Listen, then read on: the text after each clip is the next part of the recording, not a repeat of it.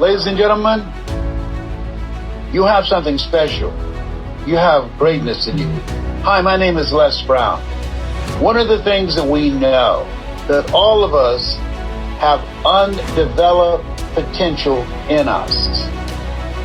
I'm excited to be able to speak in behalf of the Igniters. It's a group of individuals who are messengers of hope. Individuals who've gone through some stuff, but realize this is not what you go through, it's what comes out of you that develops your character, that helps you to begin to create a different kind of life for yourself and others and make a greater impact. You got something special. You got greatness in you. It is difficult to bring it out. You can't read the label when you're locked in the box, and that's where the igniters come from.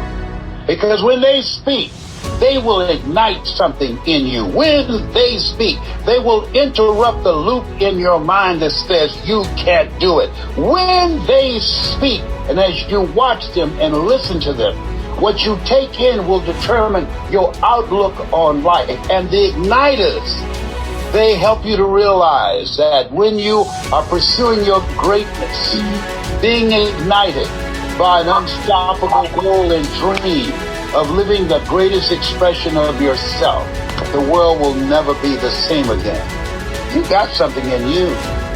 And if you're ready for an explosive life, a life, as Helen Keller would say, make your life a daring adventure. The igniters, that's what they do. They ain't playing with you. They're coming for you.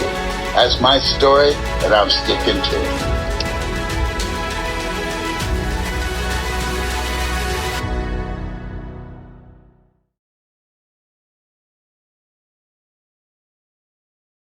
Hi everyone. So I really want to speak to you guys about something that is not only dear to me, but is very serious that I think everyone should think about it. Hi Caroline. So why are you here? I'm not just talking about this Zoom call or your current location. I'm talking about your actual purpose. It's like Mr. Brown said, your job is what you get paid for, but your purpose, that's what you were made for. See, I was lucky enough to discover my purpose when I think I was about 7 years old. And it was the day that I first saw Michael Jackson perform on stage. And I knew right then that that is what I wanted to do. I wanted to literally heal the world through my voice. But then that actual fact didn't hit home until the 10th of February this year.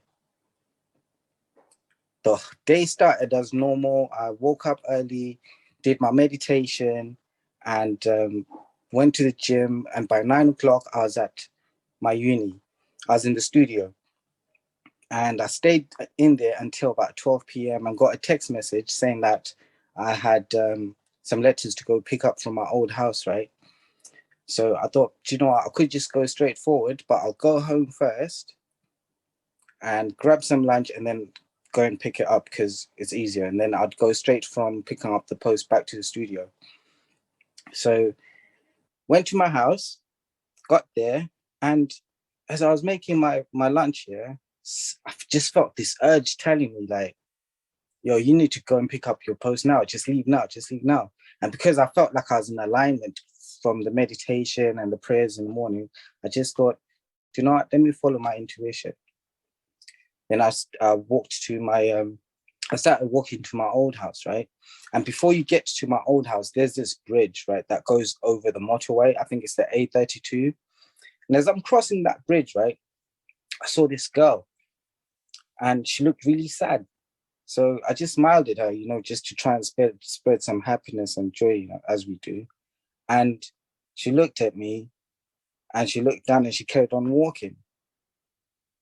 And I just kept thinking to myself as I was walking, I was like, I wonder what's wrong with her. So I turned around, and as I turned around, this girl's she literally had one of her legs over the bridge, and she was about to pull the other leg over so she could jump into the motorway or something. She was trying to commit suicide. I had to step up, ladies and gentlemen. Like, I didn't think twice. I just turned around, dashed over, grabbed her by her waist and started pulling her off the bridge. And she kept saying, like, let me go, let me go. And like, it was strange because my mind just went on autopilot. I don't know if there's any people that practice martial arts in here. If there are, just put some fire signs on the chat and I'll see if there's any martial artists. But it was similar to that because you just go into autopilot. Like if you're trained to defend yourself, you just see your hands moving automatically. And it was just the same kind of principle because I just started speaking life to this woman. Like I've been training with the rest of the group for the past few months here. I just told her, listen, there's something special about you, girl, and we need you out here. And she was like crying. And I was like, no, like, and she's like, she kept struggling. She's like, no, just let me go. I was like, listen, the only reason why you're being attacked right now is because you're a threat to the enemy. The enemy would not attack you, right? If you're not threatening their kingdom or whatever their agenda is. So we do need you out here. Like, don't let the enemy win. Because to be honest, I even quoted Bishop T.D. Jakes' quote where he says that we are at war out here and the battle is for your mind. So you can't let the enemy win, I told this girl. Imagine what they're going to think when they read the paper tomorrow that you gave up on yourself, that they caused you to do that. Are you going to give them that power? No. You've got to win. You can't let your opposition just take control over your life. And then she just stopped crying and she looked at me in the face and she said, how do you know these things? You speak as if you know what I'm going through. And I turned to her and I said, no matter if I walk in my shoes, blessings and devils keep coming in twos. She said, huh? I said, yo, listen, the toughest warriors always face the toughest challenge. Okay? They always face the toughest challenges. I lost 20 years of my life due to false imprisonment, where they thought I was, they claim it was a mistaken identity, right? I'd been passed around from although it wasn't in one long stretch, basically they put me in all different prisons, but it was all because of that. And the things that I'm doing now, I could have done 20 years ago. But it doesn't matter because at the end of the day, it's all about my appointment with the Lord. And I said to her, if I hadn't gone through that then, I wouldn't have met her on that day. So everything happens for a purpose. And she said, wow. I said, listen, you have no idea. Like recently, like Sister Moira just said that I graduated from BIMM University, right? I was studying music production. But not everyone knows that during some of that time, I was living in a tent. I was doing some of my assignments in the restroom. Imagine that. Some people were Netflixing and chilling and doing all sorts of madness. But I had to do the best that I could with what I had to follow my purpose, to make sure that it becomes a reality. So this is what I'm here to help you do today. Because what I realized through my experiences, right? Because I remember when I was in prison, especially the last time they put me in there, I was watching a documentary of Nelson Mandela, of how he left prison and became the president of South Africa. If he could do that, then I hadn't started uni. I knew I could leave prison and be a graduate, despite what everybody else was telling me on the wing, like, oh, you're not graduate material, you're not university material. I just focused. I stopped listening to the naysayers and I started surrounding myself with quality people only, right? And I realized that there's a if you want to go from your current position to where your purpose is, to your goal, I'll put this way. From your current position to your goal, yeah, you can go through a straight line, but there's 4 steps that I discovered that you can take. The first one is you make up your mind and decide what you wish to do. So you go from I wish, which is your first step, and then you start listening to, you surround yourself with positive influences, and you go from I wish to I can. And that's when you realize that it is possible for you to do what you came to do. It is possible. It's not only possible, it is necessary, right? For you to do them things.